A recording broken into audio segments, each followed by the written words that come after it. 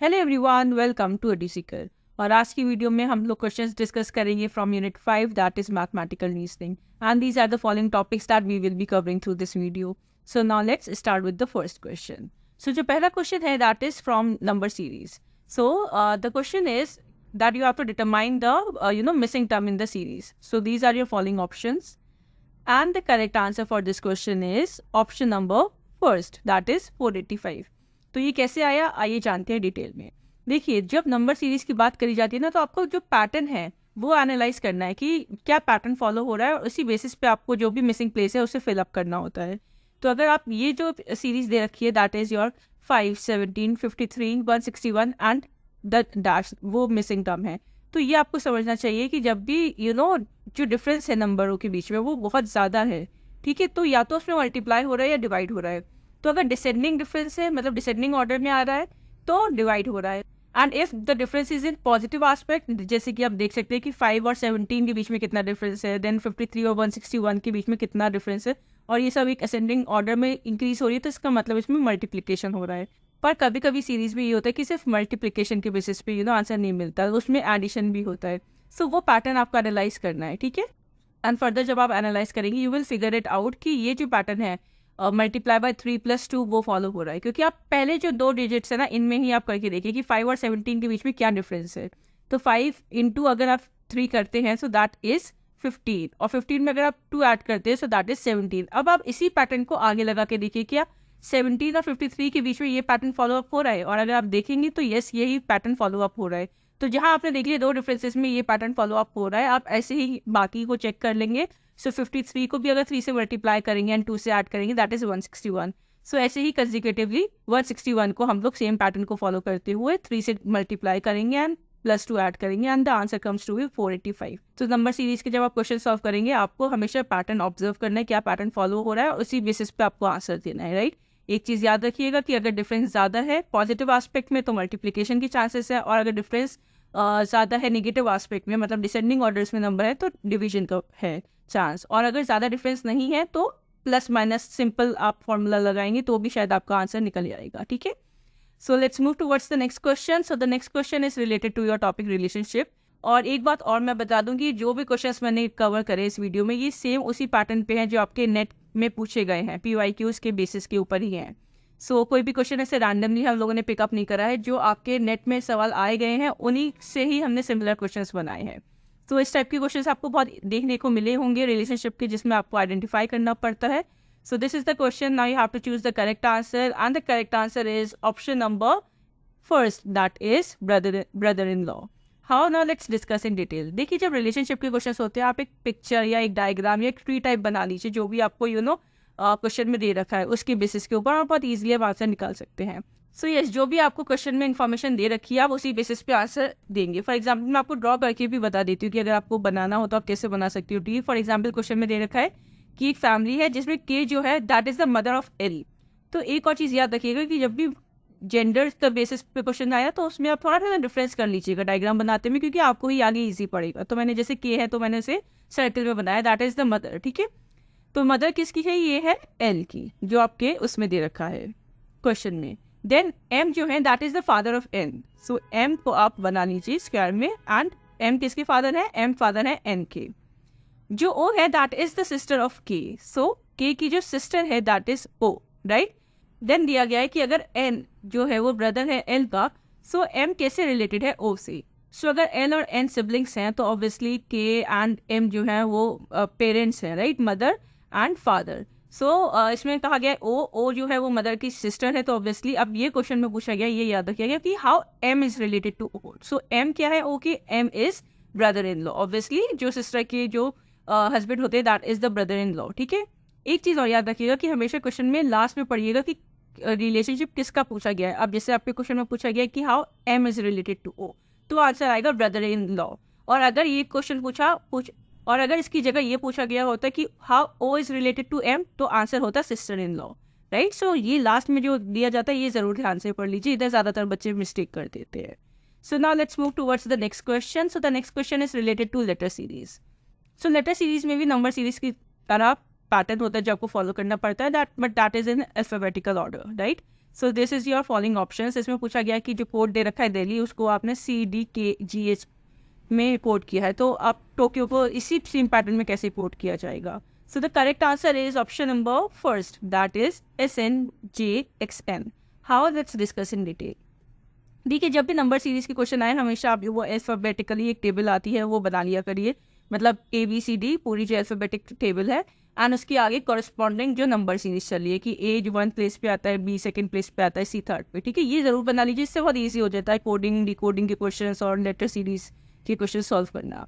सो इसी पैटर्न को आप फॉलो करिए। आप देखिए कि दिल्ली में अगर आप -1 करेंगे तो मतलब दिल्ली से D से एक नंबर पहले जो आता है दैट इज C, तो सेम पैटर्न फॉलो हो रहा है। E-1 करेंगे तो D, N से पहले K आता है, H से पहले G आता है और I से पहले H, और इसी सेम पैटर्न को आप फॉलो कर लीजिए टोक्यो के एस्पेक्ट में। सो T से एक पहले प्लेस पे जाएंगे तो S, O से पहले प्लेस पे जाएंगे N, से following the same pattern. So hence you will be getting your answer, that is option number first, which is SNJXN. So hence this was all about this question. Let's move towards the next question. So the next question is from coding and decoding. इसमें आपको दे रखा है कि अगर green को code करा है 2520 और येलो को कोड करा है 17280, तो इसी सेम पैटर्न पे ऑरेंज को क्या कोड करा जाएगा? ठीक है, so now you have these options and the correct answer for this question is option number second, that is 7560. How, let's discuss in detail. So same आप वही जो मैंने बताया था टेबल बना लेंगे, ठीक है, और उसी ऑर्डर में अगर आप देखेंगे तो जो ग्रीन का जो G है वो 7th प्लेस पे आता है, R जो है वो 18th प्लेस पे आता है, E जो है वो 5th प्लेस पे आता है। फिर आप इन नंबर्स को अगर मल्टीप्लाई करोगे यू विल बी गेटिंग 2520। तो आप ऐसे करके देख सकते हैं, अगर आपको पहले ही एस्पेक्ट में मल्टीप्लाई करके आंसर मिल जा रहा है 2520, so that is basically the correct pattern that you are following. हो सकता है कि मल्टीप्लिकेशन से ना हो, इसकी जगह आपको एडिशन करना पड़े, मतलब अगर ऑप्शन अलग होते 7 + 8 + 5, ठीक है, तो आप मल्टीप्लाई भी कर सकते हैं, आप ऐड भी कर सकते हैं, आप डिवाइड और माइनस करके भी देख सकते हैं कि कौन सी चीज़ में फॉलो अप हो रहा है जिससे ये कोड को डिकोड करा जा रहा है।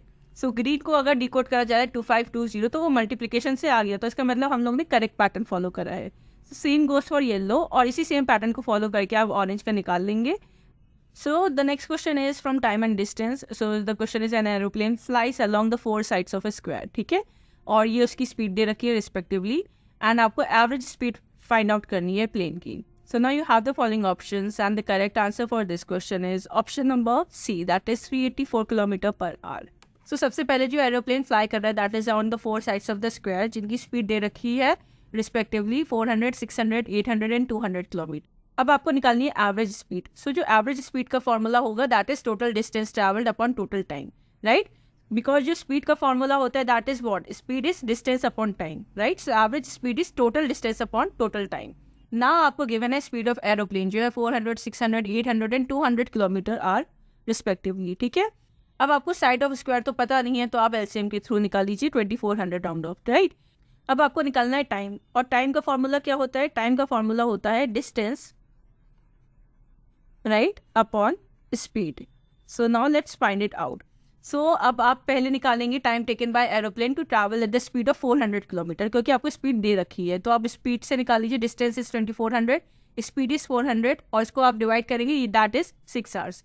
तो ऐसे ही आप हर साइड का निकाल लेंगे और with the following respective speeds. So 600 kilometre के हिसाब से, 800 किलोमीटर के हिसाब से, एंड इट इज 200 किलोमीटर, ठीक है, जैसा आपका क्वेश्चन में दे रखा है। सो इस तरीके से आपको चारों साइड की जो टाइम है वो मिल जाएगा कि एरोप्लेन को इस स्पीड पे कितना टाइम लगा चारों साइड में।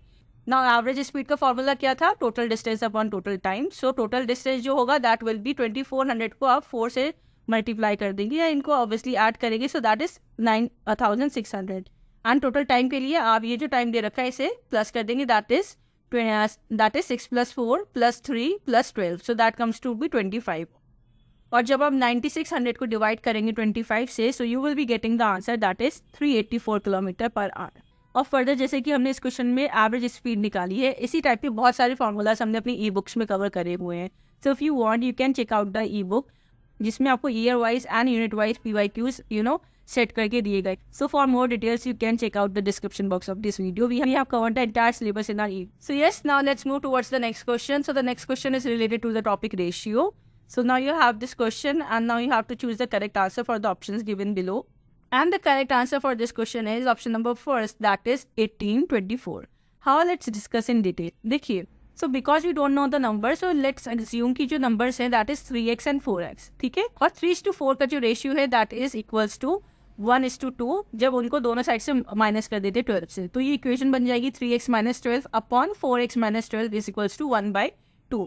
फर्दर इसको सॉल्व करेंगे क्रॉस मल्टीप्लिकेशन से, so then you will be getting this equation. इसको फर्दर और सॉल्व करेंगे तो obviously 3x × 2 is 6x and 2 × 12 is 24 and same goes to the next equation that is 4x - 12 multiply by 1 will remain the same. Then further से more solve करेंगे, आप 4x को इस side ले आएंगे जो माइनस में आ जाएगा and you will be getting the value of x that is 6. तो जब आपको x की वैल्यू मिल जाएगी अब वो आप और इस प्लेस पे जाके लगा देंगे 3x एंड 4x की. सो अगर आप 3x यानी 3 को मल्टीप्लाई करेंगे 6 से you will be getting 18 and अगर आप 4x में 4 को मल्टीप्लाई करेंगे 6 से you will be getting 24. So जो करेक्ट आंसर हो जाएगा that will be 18 and 24. So these are the original number कि जिसमें से अगर आप 12 माइनस करोगे तो you will be getting 1/2 as the ratio. Right, move towards the next question. So the next question is related to your topic, proportion and percentage. Right. So now let's see the question. So the question is कि the price of petrol increased by 25%. Now by what percentage a customer must reduce the consumption कि जो उसका पहले का जो bill है on the petrol वो alter ना. So now you have the following options and the correct answer for this question is option number first, that is 20%. अभी कैसे आया डिस्कस करते हैं डिटेल में. देखिए द प्राइस ऑफ पेट्रोल भी ₹100 पर लीटर, राइट, और जो यूज़र है वो obviously 1 litre of petrol use कर रहा है. सो देयरफॉर उसका जो एक्सपेंस हो जाएगा पेट्रोल में वो कितना होगा 100 × 1 दैट इज ₹100. अब आपसे ये कहा गया है कि जो प्राइस है पेट्रोल की वो 25% से बढ़ गई है. सो ऑब्वियसली अगर 100 में 25% से इंक्रीज आया so that comes to be 125. But क्योंकि उसे अपना एक्सपेंडिचर मेंटेन करके रखना है और पेट्रोल की प्राइसेस इंक्रीज हो गई है पर उसे 100 रुपये से ज़्यादा खर्च नहीं करना, तो अब आपको उसको अपना पेट्रोल का कंजम्पशन किस रेट से कम करना पड़ेगा. तो let x be the number of litres of petrol जो वो यूज़ करेगा at the new price, right. उसको रेट कितना रखना है 100 ही रखना है क्योंकि 100 रुपीज़ से ज़्यादा वो खर्च नहीं कर सकता. तो आप इसे फर्दर सॉल्व डाउन करेंगे, एक्स की जो वैल्यू आएगी that will be 100 by, so x की जो वैल्यू आएगी that will be 100 divided by 125 that is for the 4/5 that comes to be 0.8 litre. ठीक है, अब 0.8 लीटर वो पेट्रोल यूज करेगा. सो इसे कट डाउन कितना करना है 0.2 litre. So hence he has to cut down his petrol consumption by 0.2 litres और 0.2 लीटर्स कितना होता है 1 लीटर का, that is 20%. So hence the correct answer is option number first कि उसे 20% ऑफ पेट्रोल का कंजम्पशन कम करना पड़ेगा अगर उसे सिर्फ 100 ही रुपये खर्च करने हैं ऑन पेट्रोल और पेट्रोल की क्योंकि प्राइसेस इंक्रीज हो गए हैं 25% से, right. So now let's move towards the next question. So the next question is from profit and loss. So the question is the percentage profit earned by selling an article for ₹2200 is equal to the percentage of loss incurred by selling the same article for ₹1100. So at what price article को sold करना चाहिए कि वो 30% का profit बनाए. So now you have the following options and the correct answer for this question is option number first, that is 2145. How? Let's discuss in detail. So basically article को sold करना है कि वो 30% प्रॉफिट बनाए. ठीक है, सो देखिए जो प्रॉफिट मिल रहा है उस आर्टिकल को सेल करके दैट इज 2200 और जो परसेंटेज लॉस आ रहा है दैट इज 1100. ठीक है, सो परसेंटेज प्रॉफिट जो होता है उसका फॉर्मूला होता है selling price minus cost price upon cost price into 100. So let जो कॉस्ट प्राइस है वो एक्स हो क्योंकि हमें पता तो है नहीं, वही हमें फाइंड आउट करना है. सो 2200 minus x upon x into 100. ये जो फार्मूला है ये आप कहाँ लगा रही है, आप इधर लगा रही है, ये याद रखिएगा. ये वाला जो फार्मूला है इक्वेशन ए वो आप इसमें लगा रहे हैं इक्वेशन बी में, ये याद रखिएगा. ठीक है, सो इसमें जो सेलिंग प्राइस है दैट इज 2200 और इसमें जो लॉस आ रहे हैं वो डाल देंगे दैट इज 1100. सो फर्दर इस इक्वेशन को सॉल्व करेंगे you will be getting these values and then और इस वैल्यू को आप इस साइड ले आएंगे सो दैट विल बी 3300. ठीक है, एंड देन एक्स की जो वैल्यू आ जाएगी that will B 3300 divided by 2 so that is 1650. अब नाउ जो सेलिंग प्राइस है दैट इज 130% ऑफ 1650. ठीक है, सो 130 upon 100 into 1650 you get 2145. So has the correct answer is option number first. Let's move towards the next question. So the next question is from interest and discounting. So now you have the following questions and these are your options and the correct answer for this question is option number second, that is 17250. How? Let's discuss in detail. देखिए simple interest का ये question है और simple interest का जो formula होता है वो आपको पता होना चाहिए। सो प्रिंसिपल आपको दे रखा है दैट इज 15,000, रेट भी दे रखा है 5%, टाइम भी दे रखा है 3 years का। तो सो आपको जब तीनों वैल्यूज दे रखी है तो आपको कुछ भी सिंपल इंटरेस्ट का फॉर्मूला लगाना है that is PRT, principal rate and time into 100, ठीक है। और जब आप इसे को लगाएंगे you will be getting the answer that is 2250, क्योंकि 1500 इंटू 5 इंटू 3 इज 225000, ठीक है। इसे आप फर्दर डिवाइड करेंगे 100 से, ये 2 से 2 जीरो कट जाएंगे, you will be getting 2250, right. So ये आपका आया है सिंपल इंटरेस्ट। तो जो टोटल अमाउंट होगा that will be principal plus simple interest. अब जो प्रिंसिपल अमाउंट दिया गया था दैट वाज 15,000 और जो इंटरेस्ट इस पे हुआ वो हुआ 2250 का। So you will be getting the answer 17,250। So has the correct answer is option number B. Let's move towards the next question. So the next question is related to averages. So now this is the question and question को आप जब so now this is the question और जब इस type की lengthy questions आए so do break down these questions into parts and then try to solve the questions, right? So this is your options and the correct answer for this question is option number first. How? Let's discuss in detail. So जैसे मैंने बोला जब lengthy questions आए उन questions को आप part में break down करो and then you will be getting the answer. So let's solve this question. So सबसे पहले आपको क्वेश्चन में एवरेज सेविंग बता दी गई है फ्रॉम जनवरी टू अप्रैल जो है ₹800, ठीक है। सो अब आपको जनवरी टू अप्रैल की अगर टोटल सेविंग निकाल दी है so that will B 800 into 4, ठीक है, क्योंकि जनवरी फरवरी मार्च अप्रैल 4 महीने होते हैं, 4 से मल्टीप्लाई करोगे यू विल बी गेटिंग 3200। और जो मे की सेविंग्स दे रखी है दैट इज 700। सो अगर आप जनवरी टू मे की निकालेंगे टोटल दैट विल बी 3900। अब total savings from June to November कहा गया है कि वो 50% है। Total savings of January to May that is 3900 का 50% is equals to half. So आप 3900 को अगर 2 से भी डिवाइड कर देंगे you will be getting 1950, right. So now आपको पूरे ईयर की सेविंग पता चल गई that is 3900 plus 1950 that is equals to 5850। अब ये तो हो गई आपकी सेविंग्स। अब आपको निकालना है एक्सपेंडिचर। सो नाउ आपको सेविंग्स तो पता चल गई पर आपको अब निकालना है एक्सपेंडिचर। एक्सपेंडिचर एवरेज में दे रखा है 650। सो एक साल में 12 महीने होते हैं। सो 650 इंटू 12 इज इक्वल्स टू 780। अब आपके पास सेविंग्स भी है, टोटल एक्सपेंडिचर भी है, तो आप ऑब्वियसली टोटल इनकम निकाल सकते हैं दैट इज 5850 जो आपकी टोटल सेविंग्स है एंड 7800 दैट इज एक्सपेंडिचर, ठीक है।